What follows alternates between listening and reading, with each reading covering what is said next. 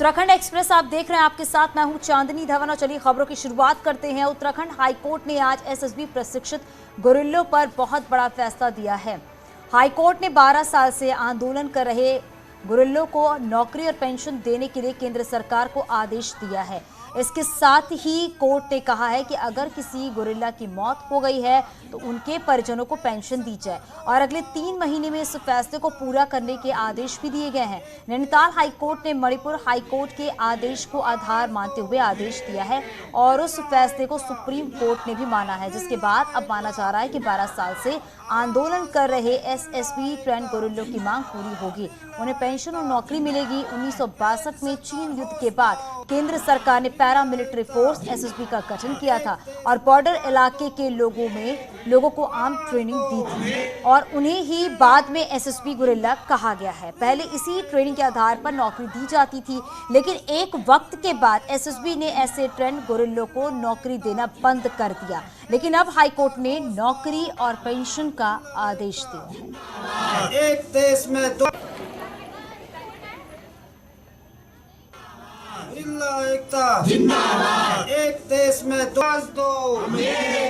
आवाज दो, गुरिल्ला एकता जिंदाबाद, गुरिल्ला एकता जिंदाबाद। यहाँ के भी गुरिल्लाओं को वही सुविधाएं दी जाएं और सरकार इस सुविधाओं के देने के संबंध में 3 महीने में इसको डिसाइड करे। अगर ये डिसाइड नहीं करती सरकार तो पॉजिटिवली इन गुरिल्लाओं के लिए फिर यहाँ हाई कोर्ट ओपन है, ये गुरिल्ला फिर से यहाँ पर केस फाइल कर सकते हैं। पहाड़ों में लगातार हो रही बारिश के साथ ही कई डरावने वाली तस्वीर जो है वो सामने आई है। बद्रीनाथ हाईवे पर नरकोटा के पास पहाड़ से भारी भूस्खलन हुआ है। पहले तो धीरे धीरे मलबा आता है, फिर अचानक पहाड़ का एक बड़ा हिस्सा टूटकर रोड पर आ गया है। आप तस्वीरों में देख सकते हैं कि पहाड़ टूटने का ये वीडियो कितना डरावना है। क्या पत्थर, क्या पेड़, क्या मिट्टी, सब बद्रीनाथ राष्ट्रीय राजमार्ग में भरभरा कर गिर पड़े हैं। बस गनीमत इस बात की रही है कि इसकी चपेट में कोई यात्री नहीं आया है।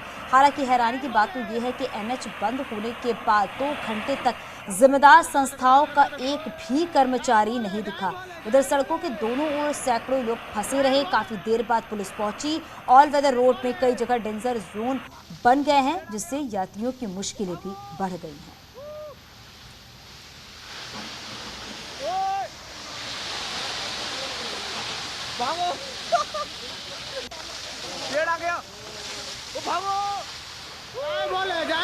ये तस्वीरें आप देख रहे हैं बद्रीनाथ हाईवे नरकोटा के पास का है, जहां पर मलबा और लैंडस्लाइड की तस्वीरें सामने आई हैं। ये लैंडस्लाइड की डरावनी तस्वीर सामने आई है। हालांकि इस लैंडस्लाइड की वजह से जो यात्री हैं वो वहां पर फंसे हुए हैं और वो काफी परेशान हो रहे हैं।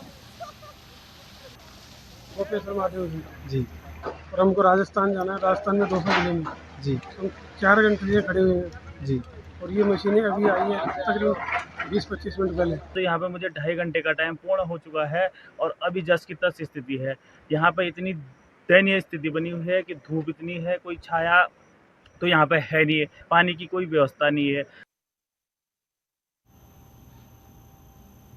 पिथौरागढ़ में धारचूला तहसील की दारमा घाटी में भी बारिश ने जमकर तांडव मचाया है। हालात ये है कि यहाँ भारी बारिश के बाद कई नदी और नाले उफान पर आ गए हैं और लोगों के लिए पैदल रास्ते तक बंद हो गए हैं। ये वीडियो सोबला, नारायणपुर और खेत नाला का है, जहाँ लोग रास्ते जमींदोज होने के बाद उफनते नाले को पार कर आवाजाही करने को मजबूर हैं। हालात ये है कि महिलाएं हो या पुरुष या फिर छोटे बच्चे, सभी को इसी तरह से आपदा का ये दंश झेलना पड़ रहा है।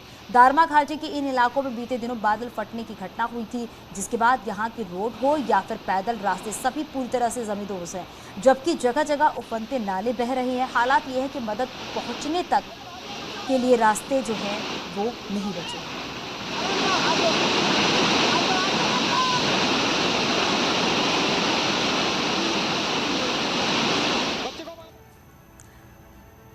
रुड़की में 2 युवकों को सोलाली नदी के किनारे बैठकर छुट्टी मनाना भारी पड़ गया। नदी में अचानक जलस्तर बढ़ने से दोनों युवक नदी के बीच में ही फंस गए।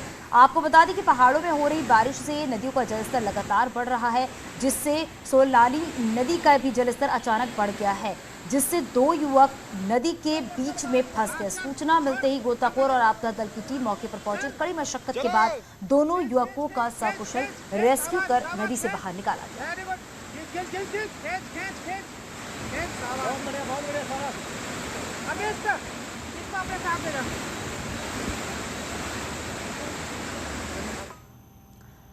टिहरी में नरेंद्र नगर रानी पोखरी रोड एक बार फिर भारी मलबा और बोल्डर से बंद हो गई है और बारिश के चलते रोड खोलने पीडब्ल्यूडी नरेंद्र नगर विभाग की टीम को दिक्कतों का सामना भी करना पड़ रहा है। पीडब्ल्यूडी के अधिकारी का कहना है कि एनएच के अधिकारियों की लापरवाही के चलते रानी पोखरी रोड बार बार बंद हो रही है। किलोमीटर 1 के ऊपर एनएच का डंप यार्ड होने के चलते बारिश में लगातार मलबा रोड पर आ रहा है, जिससे रोड बंद है।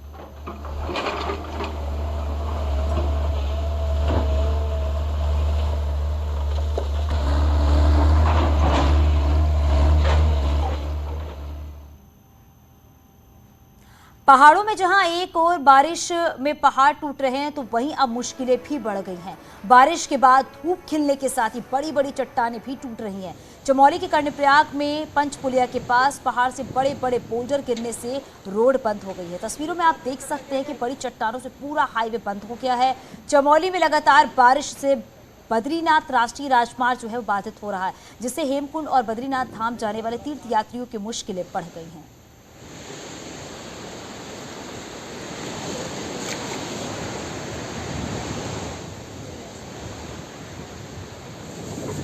तो दो तस्वीर आप अपने टीवी स्क्रीन पर देख रहे हैं। रोड पर पूरी चट्टान का मलबा जो है वो आ गया है, जिससे बद्रीनाथ हाईवे और हेमकुंड साहिब जाने वाला रास्ता जो है उसे बंद कर दिया गया है। हालांकि इस दरमियान आपको बता दें कि जो तमाम यात्री वहां पर पहुंचे हैं, बड़ी संख्या में यात्री जो पहुंचे हुए हैं, वो काफी परेशान हो रहे हैं। नैनीताल में बलिया नाले से खतरा और ज्यादा बढ़ गया है। साथ ही अब बलिया नाले की तस्वीरें भी डराने लगी हैं। लगातार हो रहे भूस्खलन से बड़ी आबादी को खतरा बना हुआ है और लोग डर के साए में जीने को मजबूर है। वहीं आज नैनीताल विधायक सरिता आर्या ने हरिनगर वाले इलाके का दौरा किया है। इस दौरान सरिता आर्या ने आपदा पीड़ितों से बातचीत कर उनका हालचाल जाना है। विधायक ने पीड़ितों के विस्थापन का निर्देश भी दिया है और साथ ही जिला प्रशासन के खतरे वाले घरों को खाली करने के आदेश भी दिए और कहा है कि मानसून के दौरान किराए के घर में चले जाएं, जिसका पूरा किराया प्रशासन देगा। उधर जीआईसी स्कूल के पास तक हुए भूस्खलन के बाद ऊपरी वाले इलाकों में भी खतरा बना हुआ है। रात दिन का हम लोग को डर है, बिल्कुल डर है। और हमेशा यहाँ पर 2018 से भूस्खलन चल रहा है, जिसका शासन प्रशासन को भी ज्ञान है। और लेकिन अब हम लोग जो यहाँ पर हैं, लेकिन अब हम लोग का काम यहाँ पर है शहर में, तो हम लोग जाएं कहाँ पर? हम लोग के लिए बड़ी मजबूरी है। हमारे बच्चे यहाँ स्कूल पढ़ते हैं। स्कूलों में कुछ शिफ्ट कर देंगे 1 हफ्ते बाद। और इन्होंने ये कहा है कि दुर्गापुरी में जो नीचे मकान बने हैं, हम लोग वहाँ नहीं जाएंगे क्योंकि दूर पड़ जा रहा है। तो इन लोगों को किराए के लिए कह दिया गया है। एसडीएम साहब ने भी आश्वासन दे दिया है। तो किराए के लिए अगर ये लोग ढूंढ लेंगे 1 हफ्ते में, तो इनको किराया दिया जाएगा। पिथौरागढ़ की धारचूला तहसील मुख्यालय में खतरा मंडराता हुआ साफ दिखाई दे रहा है। यहाँ पर एल्धारा में ऊपरी इलाके में पहाड़ी पर बड़ी बड़ी दरारें आ गई हैं और कई जगहों पर ये दरारें 20 फीट से अधिक चौड़ी हैं, जिस कारण इनके दरकने की आशंका बनी हुई है। और ये इलाका धारचूला मार्केट के ठीक ऊपर है। ऐसे में अगर ये पहाड़ी दरकी तो तय है कि धारचूला को भी खतरा होगा। कुछ रोज पहले इसी इलाके से भारी बोल्डर्स और मलबा गिरने से धारचूला में 6 दुकानें पूरी तरह से जमींदोज हो गई थी, जबकि 60 से अधिक घरों और दुकानों पर भी खतरा मंडराया हुआ है।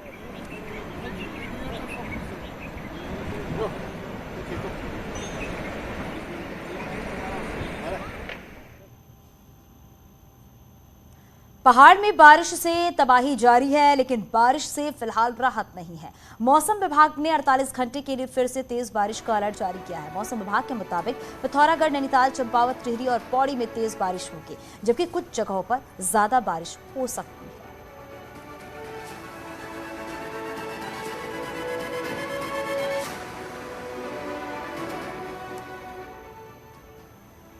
चमोली से खबर मिल रही है, चीन और अमेरिका के बीच चल रहे तनाव के बीच भारत और अमेरिका का संयुक्त युद्धाभ्यास होगा। चीन बॉर्डर के पास चमोली के औली में ये संयुक्त अभ्यास होगा। 14 अक्टूबर से 31 अक्टूबर तक ये युद्ध अभ्यास होगा।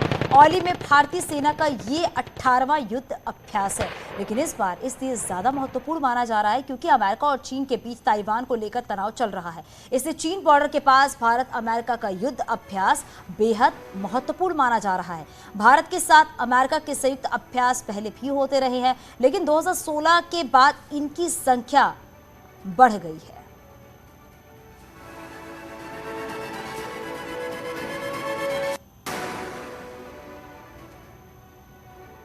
हरिद्वार स्थित पतंजलि योगपीठ में आयोजित कार्यक्रम में राज्यपाल गुरमीत सिंह, सीएम पुष्कर सिंह धामी समेत कई मंत्री भी पहुंचे। इस दौरान सीएम धामी और राज्यपाल ने योग और आयुर्वेद से जुड़ी 51 पुस्तकों का विमोचन किया है। साथ ही पतंजलि द्वारा निर्मित 51 नई औषधियों को भी लॉन्च किया गया है। कार्यक्रम में सीएम धामी ने बड़ा ऐलान किया है और कहा है कि उत्तराखंड में जल्द ही नेचुरोपैथी डॉक्टरों के रजिस्ट्रेशन करने की घोषणा की जाएगी। और स्वामी रामदेव से आग्रह किया गया है कि पतंजलि द्वारा दुनिया का सबसे बड़ा वेलनेस सेंटर बनाया जाए। पतंजलि योगपीठ के महामंत्री आचार्य बालकृष्ण का गुरुवार को 51वां जन्मदिन है, यानी कि आज उनका जन्मदिन जड़ी बूटी दिवस के रूप में भी मनाया गया।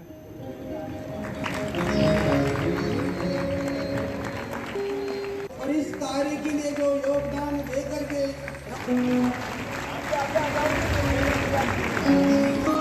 दुनिया का सबसे बड़ा वेलनेस सेंटर उत्तराखंड के अंदर यहाँ बना है और हमने उनसे अनुरोध किया है जिससे कि उत्तराखंड का नाम पूरी दुनिया के अंदर जाए और उन्होंने इसमें सहमति दी है कि जल्दी ही वो जो है इस क्षेत्र में काम करेंगे।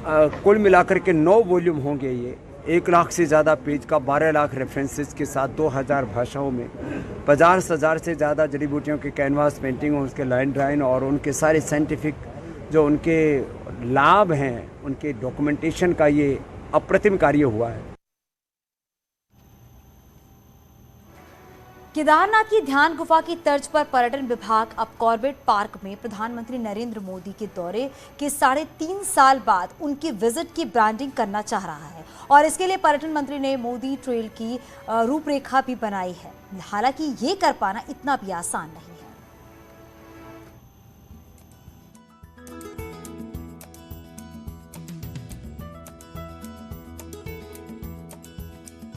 प्रधानमंत्री नरेंद्र मोदी ने केदारनाथ की गुफा में ध्यान लगाया तो केदारपुरी की गुफा ब्रांड बन गई और लोगों की भीड़ वहां पहुंचने लगी।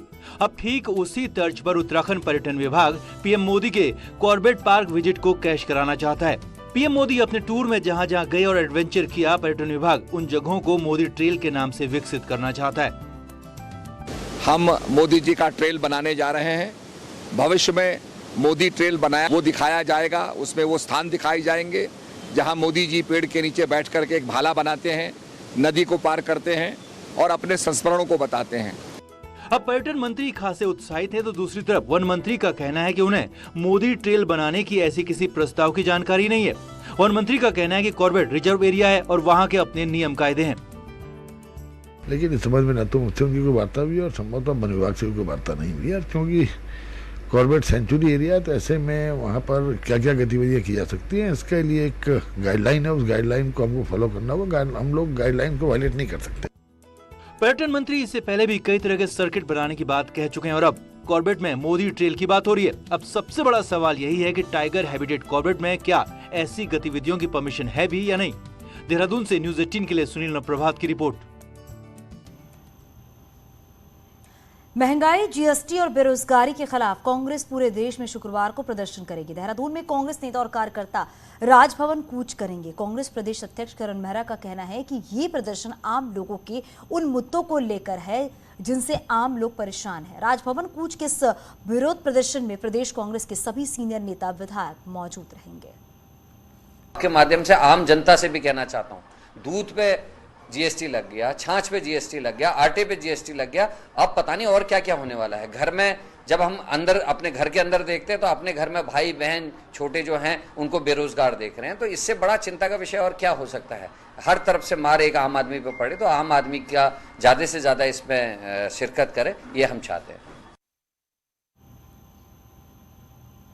देहरादून रीजनल ट्रांसपोर्ट ऑफिस दलालों के चंगुल से मुक्त नहीं हो पा रहा है। भले ही आरटीओ में सिंगल विंडो सिस्टम के तहत काम होने के दावे किए जा रहे हों, लेकिन दलालों ने इनका भी तोड़ निकाल लिया है।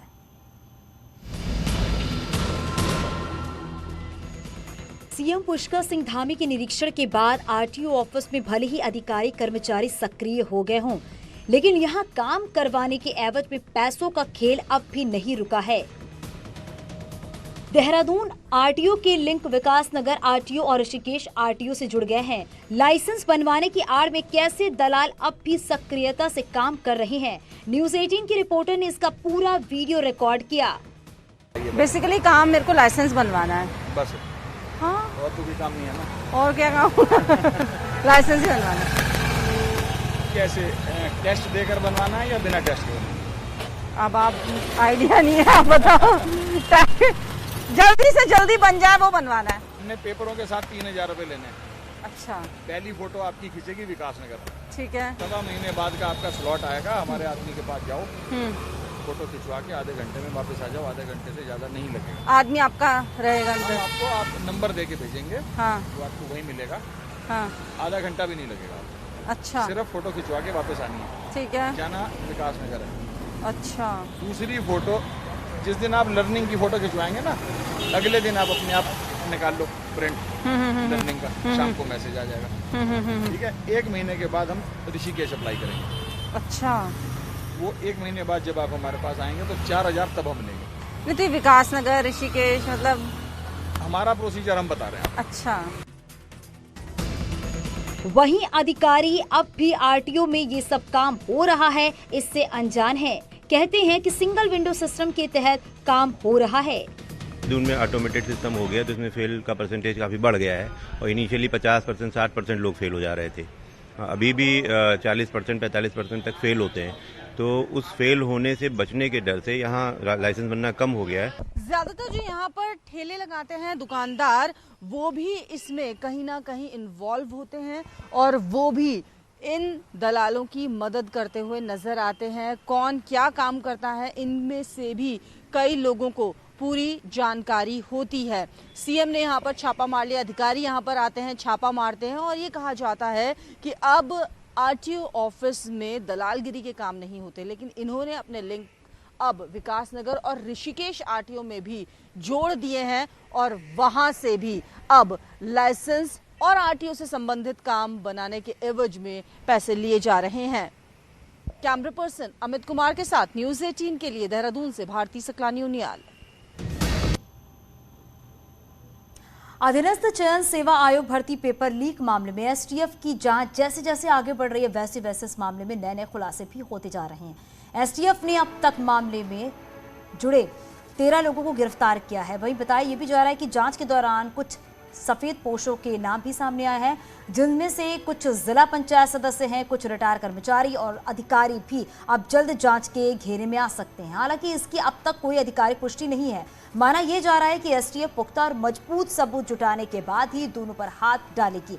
वहीं बताया यह भी जा रहा है कि पेपर लीक मामले में 100 से अधिक छात्रों ने नकल के जरिए भर्ती को पास किया था, जिसपे एसटीएफ की टीम जल्द ही सभी पेपर देने वाले इन लोगों से भी पूछताछ करेगी।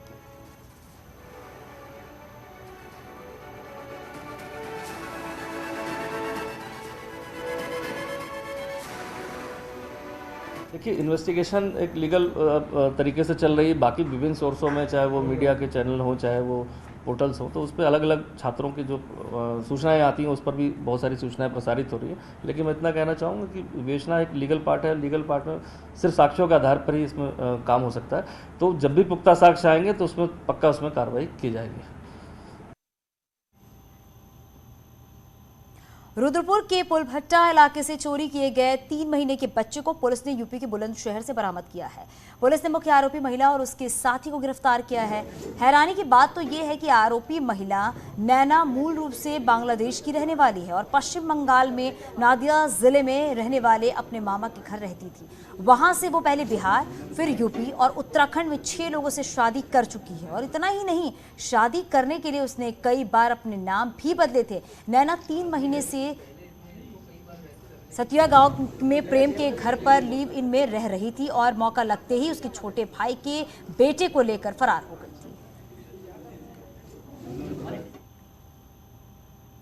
आपने साल 2021 में आई फिल्म कागज देखी होगी, जिसमें एक जिंदा व्यक्ति को सरकारी कागजों में मरा हुआ दिखाया जाता है और ऐसा ही कुछ वाकया हुआ है उत्तराखंड में। साल 2021 की शुरुआत में रिलीज हुई फिल्म कागज का असल किरदार लाल बिहारी उर्फ भरत लाल एक बार फिर जिंदा होकर भी मर गया और इस बार ये हुआ उत्तराखंड में। हरिकृष्ण बुदलाकोटी नाम का ये बुजुर्ग हकीकत में तो जिंदा है, लेकिन सरकारी दस्तावेज में मर चुके हैं और वो भी साल 1980 में। और यही नहीं, इस दस्तावेज के आधार पर हरिकृष्ण बुदलाकोटी की जमीन भी बेच दी गई और अब हरिकृष्ण खुद को जिंदा बताते हुए सरकारी अधिकारियों के सामने जमीन दिलाने की दरख्वास्त कर रहे हैं। क्या नाम है आपका? मेरा नाम हरिकृष्ण बुदलाकोटी है।